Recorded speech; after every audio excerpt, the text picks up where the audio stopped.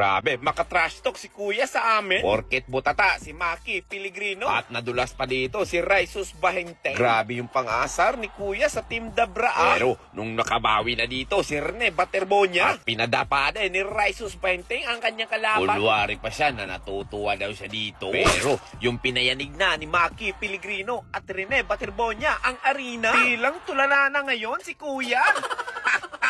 Alam mo ba, bossing, etong tinatrash talk mo ay isang mga history makers?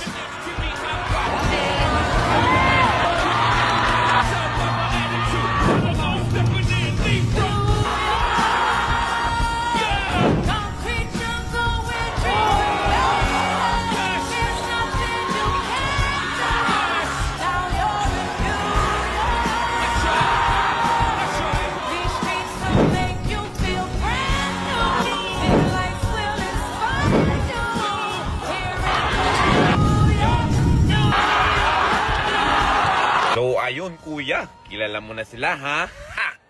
Grabe, ang ganda ng depensa ni Matt dito. Payag ka ba na asawahin ka ni Matt?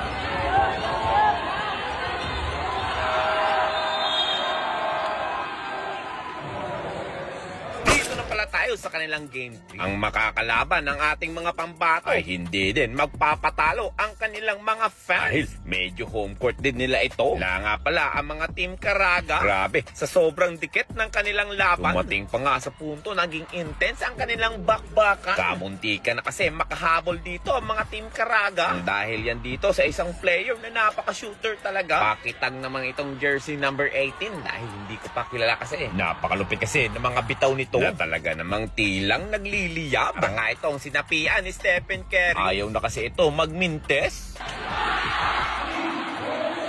Kita nyo naman, konti na lang sana at makakahabol sila dito. Pero alam nyo ba kung bakit sila hindi kaagad makakaarangkada? Bukod sa napakagandang depensa dito ni Matt Cayetano. Makaka din kasi dito si Rene Baterbonia sa third quarter. Dati lang gigil na gigil at may pa-jelly pa nga ito. At pagdating sa fourth quarter, naghalimaw si Maki Pellegrino. Alam kasi natin kay Maki ay medyo makalokohan lang ito. Pero pag ito nagseryoso, ilang magugulat ka sa mga galawan nito ni Pellegrino. Kaya dumating sa punto na laging 2-digit ang lamang ng mga Team Dabraa. Panalo nga sila dito, 3-0 na kami mga bossing. May laro na naman kami mamaya, alas 2 ng hapon.